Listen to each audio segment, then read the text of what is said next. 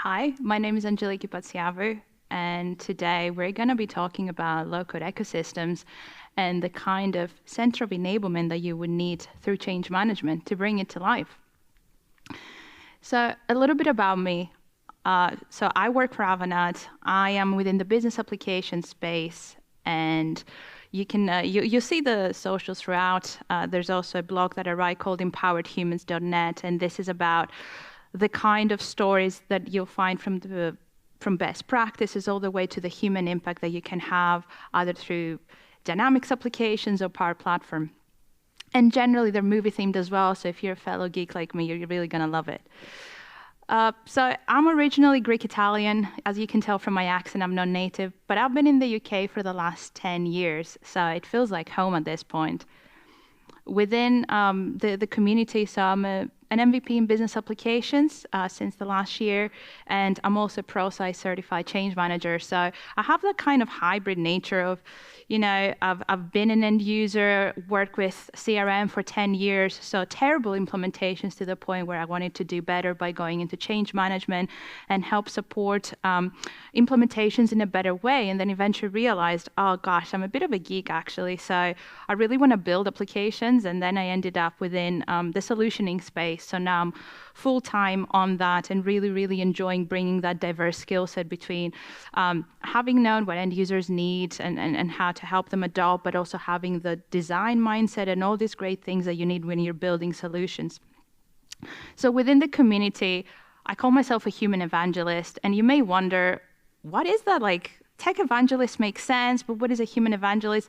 Don't worry, this is a bit of a term I coined, and this is all about how we're going out there in the community, and we are speaking about not just the technology and all the cool things that we can do, but also the impact that we're having. Big questions like, who are we building for? Why are we doing it? What can we do better? And this is something that we cannot afford not to do, because in the current era where everyone's excited about Gen AI, we need to be more careful as ever that we are designing with intention at the right time. So I'm really passionate about the community as well, so I speak and I blog quite a bit, and it's just a fantastic way to bring all that energy and passion together. However, enough about me. What is this session going to be about? Fair warning, if you're into rock music, you're going to love this session. There's going to be geeky puns throughout. So every title, bit of a little game for us. We're going to figure out what song it is from. So about this session, before even talking about low-code ecosystems, I want to take you through a journey of time, and we're going to talk about the journey of computing and modern software engineering, and just take it back to the origins and how that meant that we got to the amazing things that are the Power Platform or low-code ecosystem generally. Of course, we are then going to go from that journey of time to how implementations are done in practice so bad that you either have no change management or terrible change management to the point where you're doing wrong by your users. And then we're going to focus on 5 principles. Number 1, data strategy, and what it means to not have a clear vision in mind or a data charter that will guide you through your implementations, especially when you're thinking of onboarding innovation tools such as Gen AI, and what could really go wrong. The second one that we're going to do is we're going to look at how, when we are solutioning within the ecosystem, how we can really fall behind when we're not thinking of functionality and architecture as our best friend, and we have this silos between architecture and implementation. The third bit that we're going to look at is the infamous citizen development movement or business technologists, however you like calling them, with regards to how can we bring them into the equation? What does true fusion teams look like if in your DevOps practices, for example? And also, what does it mean to move away from shadow IT practices that we all sometimes suffer from? The fourth pillar that we're going to look at is security. I know compliance is not a sexy topic and we all get scared. I promise you, we won't get scared in this session. But ultimately, super, super important when we are considering how we're going to safeguard a solution that is scalable and sustainable for the future. And finally, and this is the organic outcome, if we are or are not getting those things right, what does change management mean for all of that? Can it be an organic part of the journey? Can it be organic success? Or should it be siloed like it sometimes is, unfortunately? let's delve right into it. So, brief history of computing. I don't know if I have any history geeks in the room or anyone that is into wartime history, but I'm going to take you back in time, all the way to World War II. So, this is actually the foundations of computing and software engineering through the very start of Colossus. Has anyone heard of Colossus or Alan Turing maybe? Yeah, awesome. So this is when we started dreaming big about how we're going to bring a different kind of technology to life. So at that point, World War II, Bletchley Park was the epitome of cutting edge technology, because obviously we were trying to, within the war, we were trying to battle the Enigma machine, which was the Germans' ciphered machine that was sending all the different messages in the battlefield. And the amazing thing is, with the help not just of Alan Turing, but an insane amount of academics and just brilliant minds, that they were able to reproduce, without physically seeing the machine, the technology that was needed to decipher all these messages that were taking days, 2 hours, to all the way to 20 minutes. And it was amazing, because this is when we started looking at what does computing mean? What does it mean to be in the mainframe computing space? And what does it mean in terms of actually bringing it to the next level when the war eventually ended? So eventually, and that was between the 40s and the 90s, the 40s and the 80s. But eventually, all this got commercialized because there was companies such as Apple and Microsoft that were getting really excited about what it meant to have this for the masses in terms of a personal computer. This is when you would see in the ads, people, all these funky computers that we probably all had access to back in the day. And this was actually also the time that we were thinking about the client-server era and how do we bring this to the next level and how do we commercialize this further. This was when we had our first ALM foundations. So it was getting really, really exciting, but it was still very much on a personal level. Eventually, though, and this is, think of like the first decade of the millennium, when we were thinking about how do we scale this up for the enterprise and how do we bring this to life. So moving away from monolithic, really ugly looking really applications, all the way to this beautiful rich UI. How do we make this better for the enterprise? And how do we also think about mobile as well? So that was the first time that we started thinking a bit differently. And then moving into 2010 onwards, this is the first time that we hear the phrase low code. And it actually came from a Forrester analyst. That was before we even thought about Power Platform or anything like that, even though we know that has been around also for a while. And it became very exciting because it was the precursor to disrupt the sector. It was the way that we were able to start modernizing and democratizing IT for the masses. So it became an opportunity to get a lot more people involved into this amazing technology, but also to think about what end-user computing could look like. And this is a really cool story. That's awesome. But what is the common denominator? We went through, a lot of different cycles. We're now going through another cycle through AI. But what is the common denominator that could make or break all of this? And it's actually that there was always chaos. It was always like a jungle that we would have to navigate. And to be honest, we're never going to be in a place where it's not chaotic. The difference is about how do we rein in it? How do we find ways to bring those puzzle pieces together? So, a bit of some numbers, because I do speak louder than words, and that may be a quote that you've seen around, but Gartner has estimated that by 2026, a lot, and by a lot I mean 75% at least, of new applications will be based on low or no-code technologies, and that's a massive increase from 2020, where it was on the 25% mark. Now, why is that exciting? I mean, if you're into Power Platform, I'm sure you're excited. 10 days to Sunday. However, it's actually an opportunity for everyone, whether you've bought into that or something else, because the power it holds to democratize IT, to go away from the traditional model, the traditional delivery model of just bringing those IT dedicated professionals together and expanding it to other departments that have the passion, that have the interest, and potentially some skills you can leverage, that's really, really powerful. That is something that we can really harness. But also, if we don't do it right, we're just going to alienate ourselves further. So, let's be honest though, as much as we love the idea of democratizing and opening up, it's sometimes hard. We are faced with a reality where we have our pro devs in their shiny castle of technical excellence, and they're happy, and this is the setup that they've always been used to. We then have, if we're lucky, right? If we're lucky, we have some amazing governance, and we've brought our citizen developers, we've turned them into makers, and they have governance that is keeping everything in sync and in harmony. But let's be honest, does it always go to plan? Not really. In practice, a lot of times, the reason why we see shadow IT is because we go from all that excitement to opening up Pandora's box, and practically there's not enough of a setup in place to make sure that they have the right tools, the right practices, and the right role models as well to look up to. So it's pretty much a roller coaster.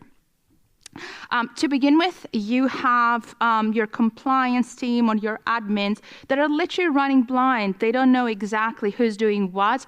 They don't even know who owns each flow, how outdated is your connector. It's all a bit mental, and guess what? It's also like a sound of silence out there when it comes to change management, because you have not had any support.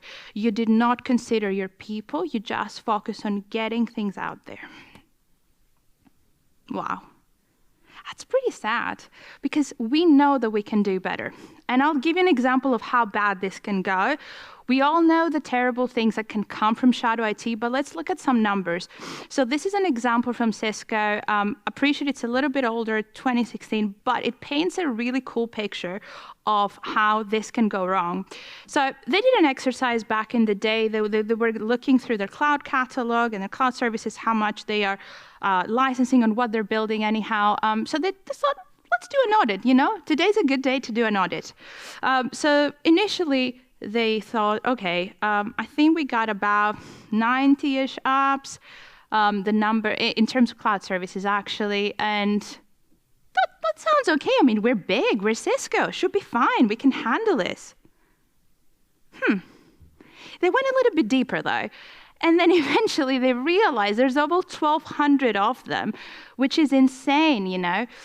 Triple-digit growth year on year. It's unmanageable. It's 15 to 25 times higher to what they thought it was.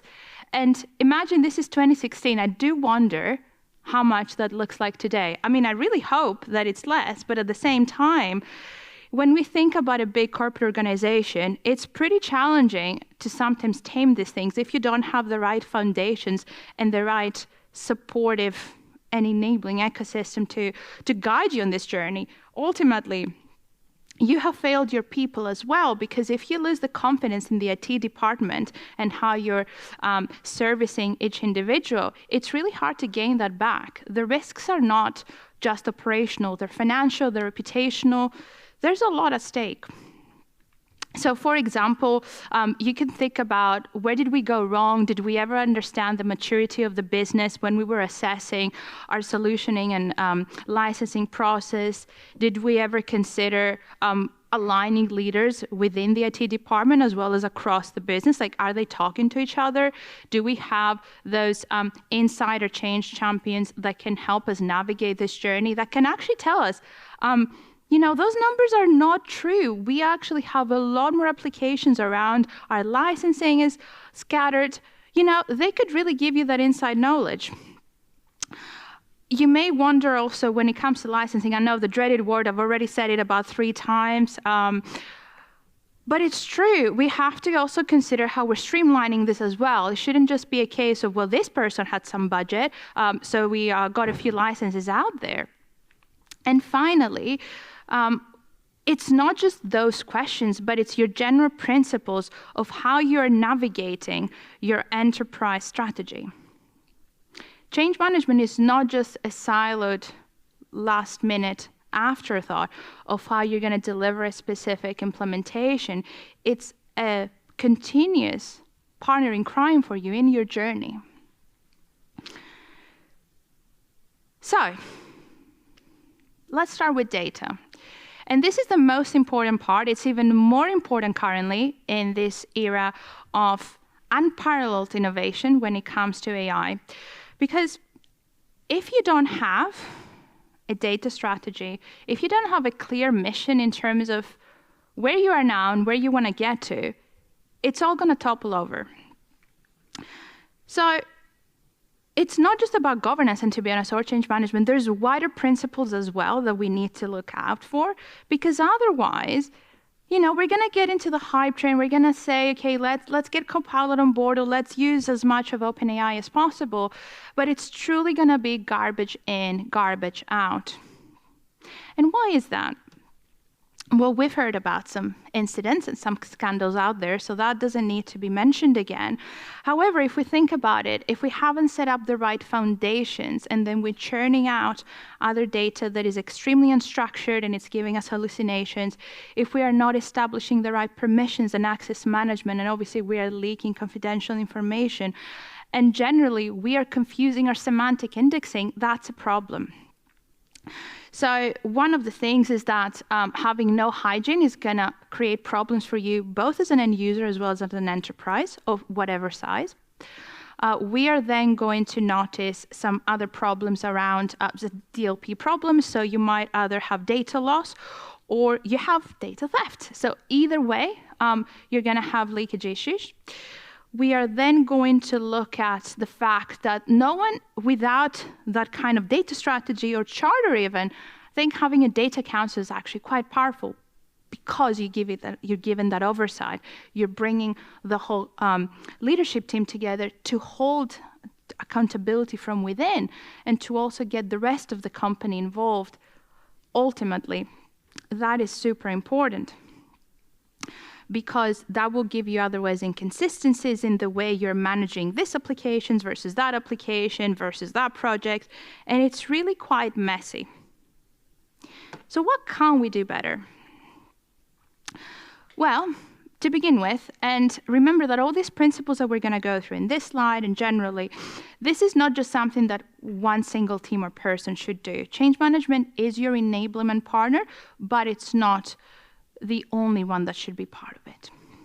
So to begin with, and these are very simple kind of tips and tricks, because you can't think bigger picture without having some realistic grounding into it. So when it comes to data and you're discussing whether it's a new application or your reporting practices, be honest and clear about what your metrics mean, whether it's mapping your data to business terms that make sense, whether it means to have dictionaries. It's super, super powerful when you have a report that you're telling people what each metric means and how to interpret it. It's so complicated, regardless of your reporting solution, when multiple people interpret a single metric in 10 different ways, give you 10 different stories, and ultimately, that is super, super inconsistent in terms of how you're interpreting your journey as a business. Number 2, access management. So we're just seeing that when it comes to data, it's not just about let's structure data, let's make it super clean and governed.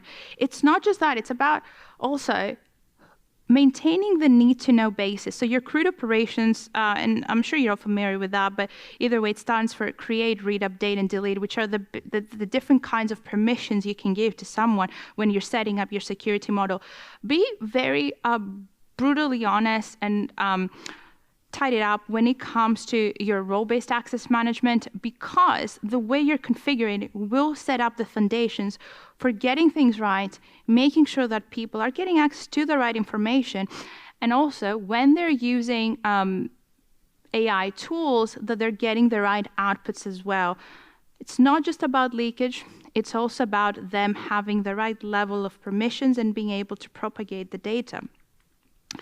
And finally, when it comes to your data model as well, and I'm really, really precious about that, whenever you're building an application, especially within well, within any space, but definitely within Power Platform, starting with a very clear data model is super important. It should be your North Star in terms of all the different data points, how are you bringing them together, the right relationships, but it also means that you're looking at the integrity of what you're building and how sustainable it is. Are you building something that can scale up? Because you might be building for an organization that today, it's a retail organization, let's say, has 1,000 orders per day, but how is that going to scale up in your database when your rows goes from 1,000 per day to 1,000,000 to 1,000,000,000? Are you building something that can last the test of time?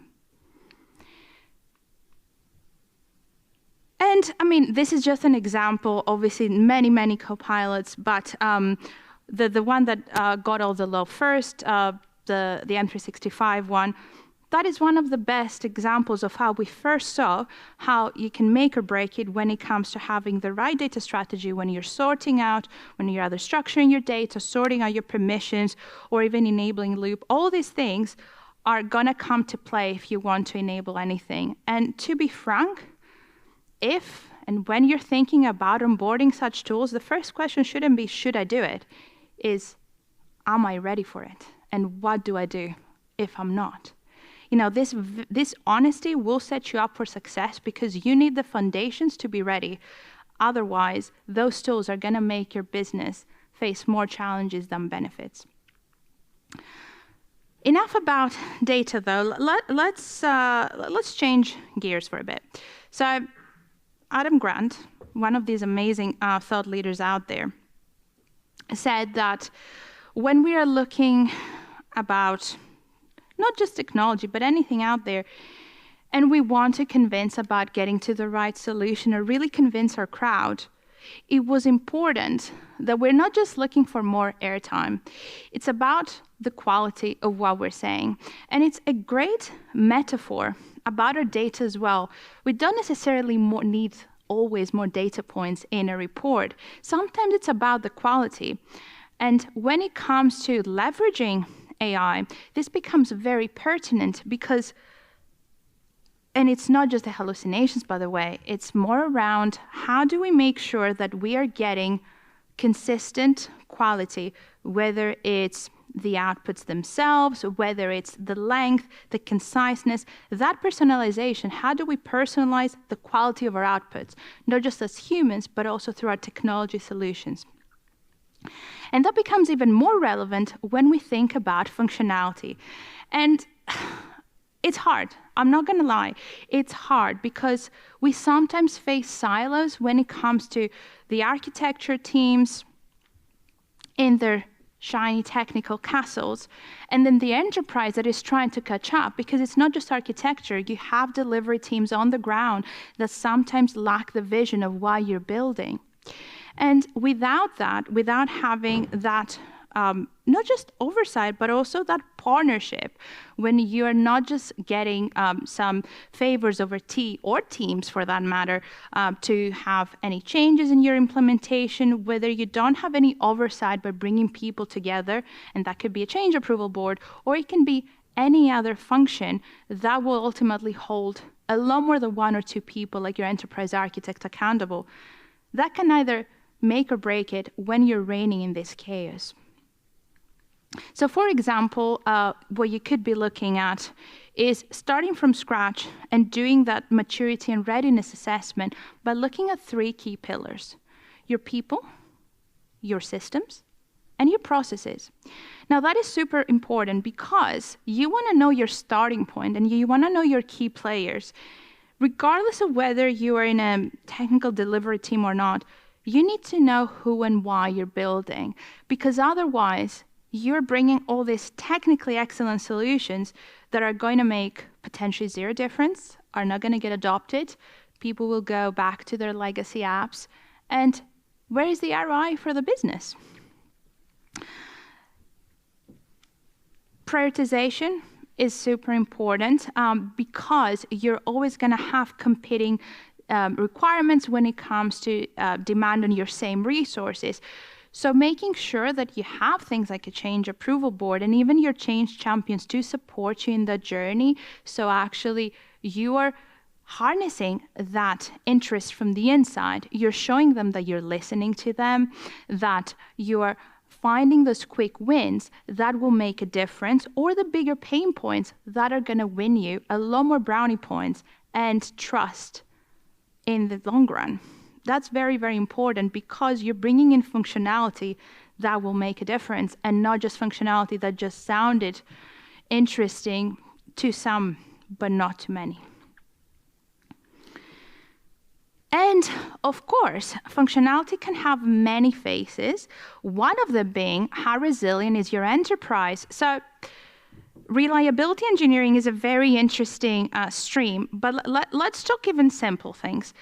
When it comes to having a sustainable business, you need to think about what continuity means to you. And this is another thing that you should be looking at with your teams. And for example, if you have multiple integrations with other vendors, you may think, well, there's contracts in place. They tell us our, RTO is within the next 4 hours. We'll be up and running. We have multiple landing zones. Like, that's fine.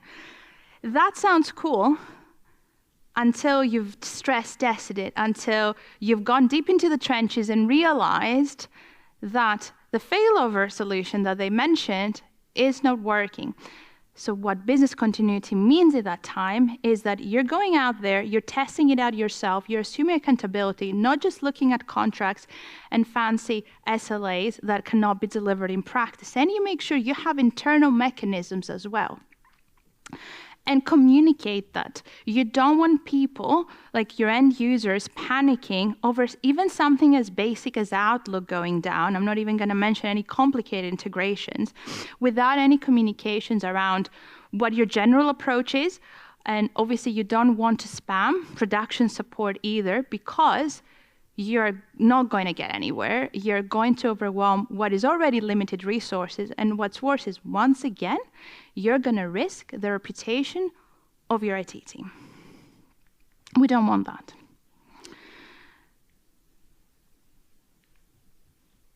Now, citizen development.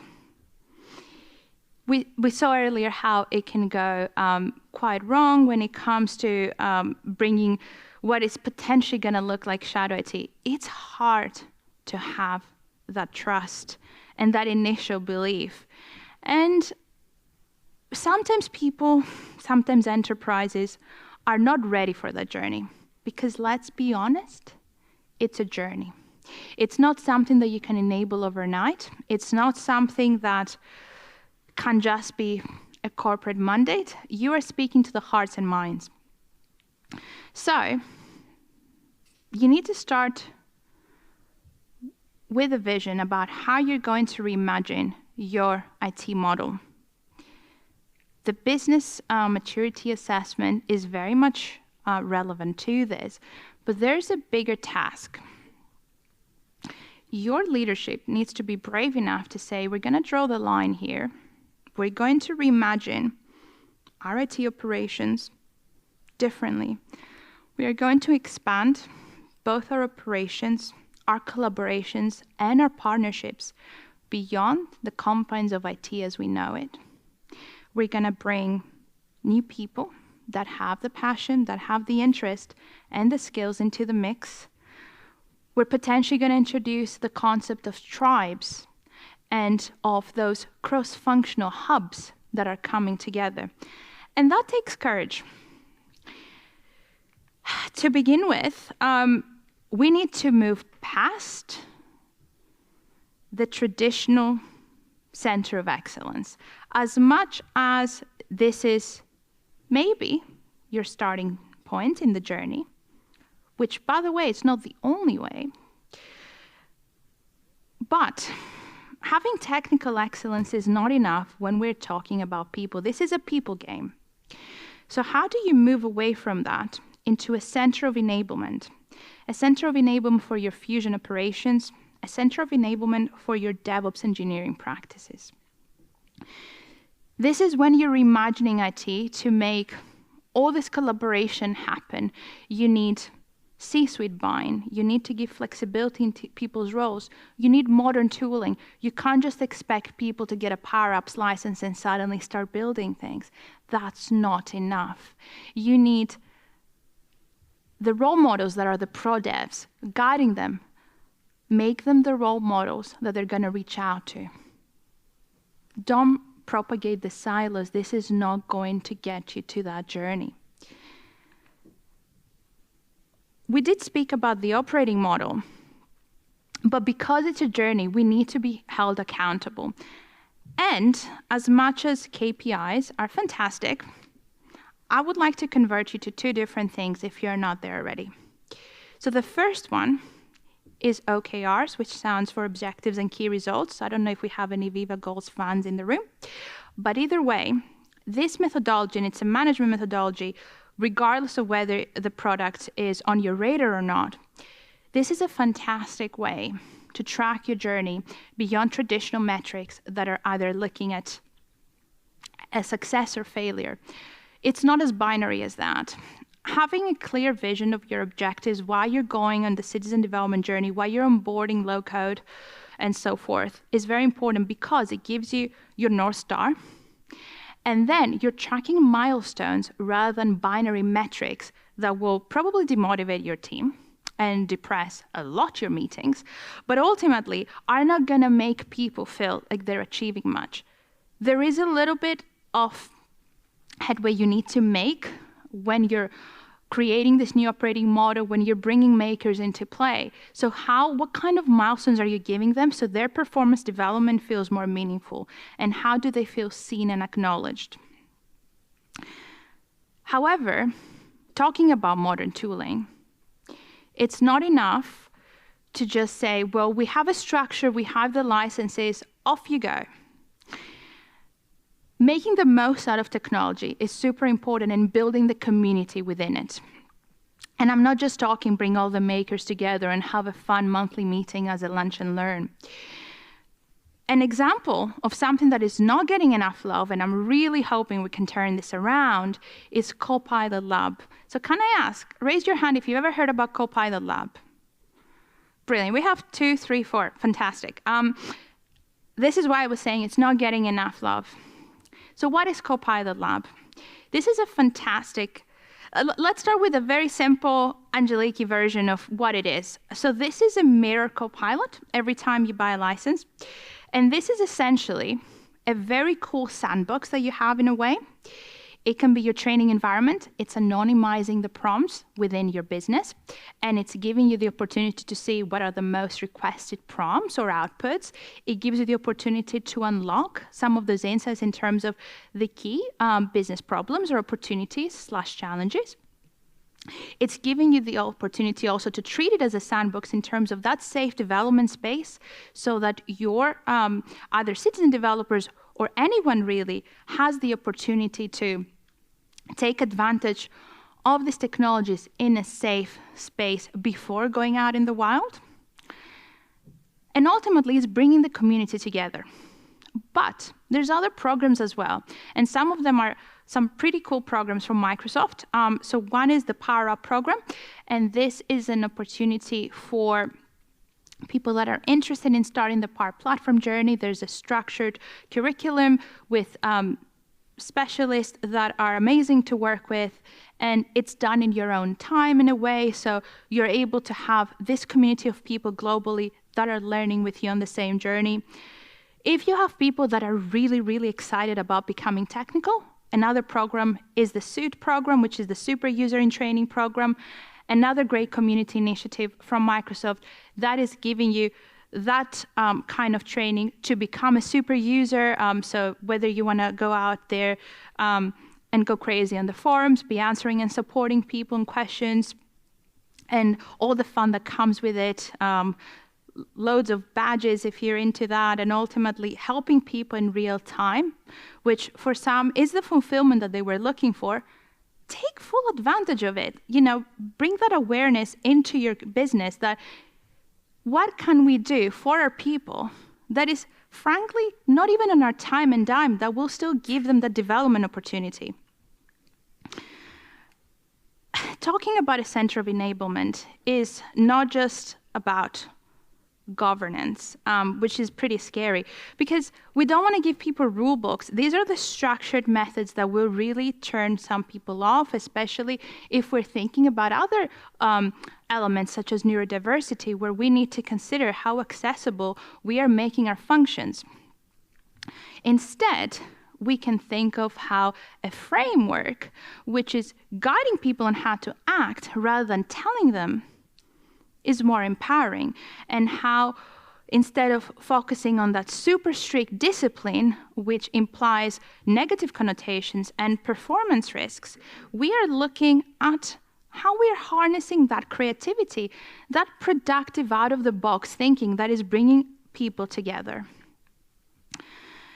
So the aspect of security, since we're talking about a center of enablement, again, I know it's not an approachable topic, but don't be scared, because I think we have given it a bit of a misnomer, and we just consider that it is someone else's responsibility. You know, we have the legal and audit team sitting somewhere being terrified on behalf of all of us. But actually, we need to find ways where we're inspiring everyone to be the first line of defense with the right setup. So we need to be very clear about our roles and responsibilities and educating people on that, especially if we're onboarding Gen AI tools. We need to explain to everyone how they become their own data steward and what the responsibility is in the way they are taking advantage of these features and this technology, because it should come with an instilled level of responsibility and diligence. And let's be honest, this is not going to happen if we're just given this dreaded course once or twice a year, that compliance course that we just click through. We need to make this meaningful by making this as a role-based learning, where we understand what does it mean for me in that particular function using that particular tool to actually protect my data. And also, that's another cool thing that you may or may not know, XLAs. So when we're thinking about compliance, it's about giving the right quality and experience for our users and for our customers.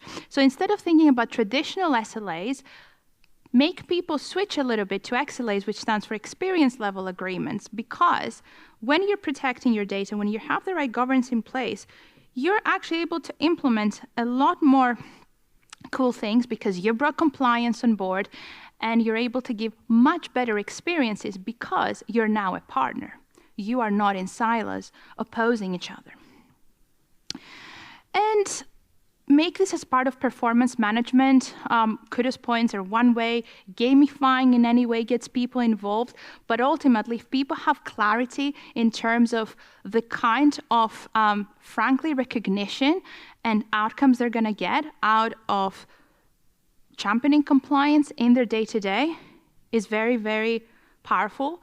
It ultimately it wins over a lot more hearts and minds, and it will make people see the kind of benefits. We have to think about basic human nature here. So if you're including it as part of your performance management conversation, that also means that people have something to look forward to. And maybe then it becomes a little bit more exciting to talk about it. But ultimately, the goal is to look at adoption and how you're making sure that you're not in a free fall, but instead you're part of the same journey and you're bringing people together in it. So whether you are looking at explaining the bigger picture, you know, having change management really helps you in the beginning of that journey, because it will ask and answer some big questions for you. Like, so what if we have Copilot? So what if we have Power Platform? So what if we're here? Make this personal. Explain the benefits to your people, to your end users, to your customers. And make sure that they're part of that design as well. So if, for example, you're looking to implement a really cool Gen AI tool, why don't you make sure that end users as part of this design thinking journey? What if you gave them some of the decisioning power? What if you listened? What if you understood other pain points, their opportunities? what they really crave to see. That really wins you over. That really wins them over. And you bring a lot more trust into your own operations. And ultimately, especially in this area, it's very, very important that as part of your adoption initiative, you're looking at building your AI muscles. We all know, what these tools are, more or less. However, we may not know how to use them to the best of our abilities. How to go past I just want to summarize my emails and I just want to, find that document that was hidden in 3 years ago. How do we build the right learning habits? How do we build the right culture around them? So adoption is moving past basic personal productivity, and we're looking at efficiency. We're looking at how Copilot-like tools are our own personal delegates that we are supervising, that we are empowering ourselves to either learn new skills, to be more productive with our teams, and to collaborate better. Just to convince you with some final numbers in terms of why this mission is so, so important, and let's look at some of the research you'll see on the bottom left. So there's a Gartner research about business technology, which is essentially citizen developers, and then the usual Microsoft Work Trend Index that was issued last year. So from a Gartner perspective, if you include your citizen developer-like profiles of people, you can accelerate about 2.6 times more your digital transformation. Who doesn't like that? I mean, that acceleration on its own is pretty powerful. But also, we need to remember that we are expanding our resource pool, and research shows that on average, 4 out of 5 resource skill sets are outside of your traditional IT department. So just expanding your resource pool altogether through this cross-functional collaboration is a no-brainer, especially when you're trying to scale. At this point, I've given up on trying to count copilots. Last time I tried was November last year, and it was about 158. I've stopped counting. There's too many. But ultimately, it shows you that that movement is not slowing down anytime soon. And I mean, the biggest number of it all is how ChatGPT took only 2 months to reach 100 million users, and things like Spotify took 10 years. This is not slowing down, and we need to find a way to harness that. And in the workplace, there's a lot of appetite. So you see a lot of the leaders that are super excited about bringing AI on board, but also you have a lot of people across the organization that will happily delegate, but they still need those safeguarding rails to know that they're doing things right and to the most productive of their abilities. Because the next frontier is not about talking about Copilot and getting some licenses, that how we're going to extend it to make it sense within our flow of work. How do we extend it so that our day-to-day is enhanced? Because innovation is something that we need to create a culture around so we can thrive together. It's not a single person's job. It's not a single person's benefit. So let's summarize before we take some questions. What we saw today, and this is a bit of a to-do list as well that you can bring within your own organization, is that low or no code does not mean less quality. It's about how you're going to maximize that storytelling so that you're moving away from basic personal productivity to efficiency for your teams, for your enterprise. It also means that you are listening better, so you're modernizing the service you're providing as an IT team to your users or maybe to your customers. It also means that you're very much focusing on value and not just technical excellence and excitement, because that is what truly garners loyalty, whether it is from the rest of your business, but also for your customers. Make sure that you're answering that so what and you're giving tangible value, because then that is when you're thriving. You're thriving as an ecosystem of people. You have the right culture to think past the implementation. And change management is something that is throughout, by the way. This is not something that should be at the 11th hour. It's your enablement partner throughout. So we got about 6 minutes left. We can now take some questions, so feel free to share some thoughts as well, or anything that sparked an aha moment. And let's make the most out of the next 6 minutes. Thank you.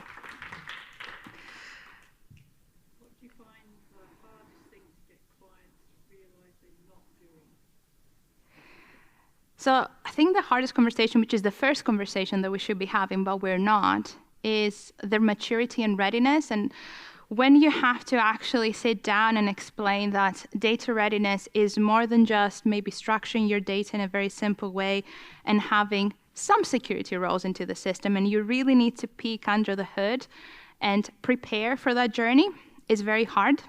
Explaining to them that they may not be ready and it might take them a year or two is also very hard. But ultimately, it's the responsible thing to do. We can't just sit out there and get swooped into the hype of AI or any other kind of technology. We need to do this responsibly, because not just from an ethical perspective, but it's ultimately, it's going to bite us all eventually. So how are we going to foresee that? And how are we going to make sure that data does not become that terrible word like licensing? It becomes something that we're all excited about, because now we're just mining it for this amazing productivity and efficiency use cases we never even considered before. So it's a tough one, but at the same time, we all have a role to play to rethink how we approach it so that it doesn't become a dreaded task that we just shove under the carpet eventually. Has anyone ever had those kind of issues, like discussing data and picking under the hood? Feel free to share your trauma stories. We can trauma bond if needed. But ultimately, it is a hard one. So don't be shy. Feel free to share your stories as well. It doesn't just have to be questions.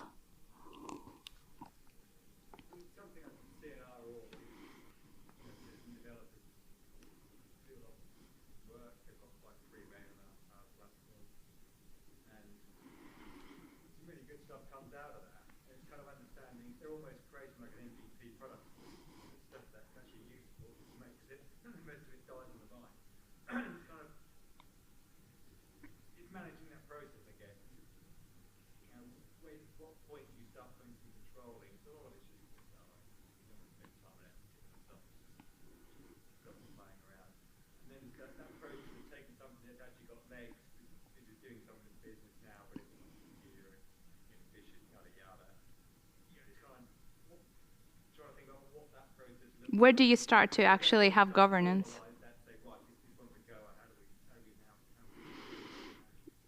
So I'll use an example of how I saw this in practice that was just brilliant. And it was someone that was starting the Power Platform journey as well. And they thought, let's do this right. When we're building this community, let's also serve the right guard list from the top. So they were very clear about their vision. They thought we're going to have 3 pillars. We're going to have person productivity, which is super simple. You're just going to do Power Automate flows for your personal kind of day-to-day. The second one was a little bit less strict. So we're going to give you some access from a Power Apps perspective, but again, it has to be within yourself or your team, and anything else is blocked, so you have the right DLP policies in place. And the third one is full-blown enterprise, full reign, but with governance. Ultimately, what they did is that they still gave that fun, free, seemingly free reign, but there was already all the right approvals in place. So you were hitting those blockers, and then you had to knock on the door. And it was a bit of a fun negotiation to say, okay, what is your use case? Okay, it's breaching a little bit into a different area. So let's have a chat about how we can help you help us. So the idea is you set up very clearly those buckets from the start so people know their remit or what they can enjoy or have to be more strict with. And then you're building also that trust that this is not a process that sounds super free and untamed today, and then tomorrow you're going to take it all away. Because trust is the most important thing to build. So conscious, we only have about a minute left. So any last thoughts or any last point? Yeah, Lewis? What do you do with customers when they're hesitant or wanting to go on that change journey? When it's something they don't want to spend money on, when they just want a solution or an app, they're not actually interested in, enablement or going through a proper change process? Well, that happens quite often, sadly. This is an industry challenge. And what we do there is have some very frank conversations. We take it a step back and say, let's forget change management. We have these big questions here. What are you planning to do about them? Someone has to do them, and if we don't, or someone doesn't, then these are the risks. So educating and raising awareness on what the reasons are, not for change management, but for doing things right, and what are the risks is the first step. And ultimately, yeah, we're out of time, but you adjust your style based on the person that you have in front of you. Some people speak numbers, so you present some of the cases there of how their operations so far have caused, operational problems or financial problems, or some people are more inspirational leaders, and then you are able to flex a little more your style. So we are out of time. One thing I did want to cover before we end is that please give session feedback. It really helps us to learn how we can do things better, and really helps the organizing committee as well. So you can see the big QR code on the right, on the left, and then you can find my blog Empowered Humans, LinkedIn and Twitter there. So feel free to scan and connect. I'd love to hear from all of you, either through socials, and even better today, I'll be around tomorrow as well. So thank you so much, and have a great rest of the day. Thank you, everyone.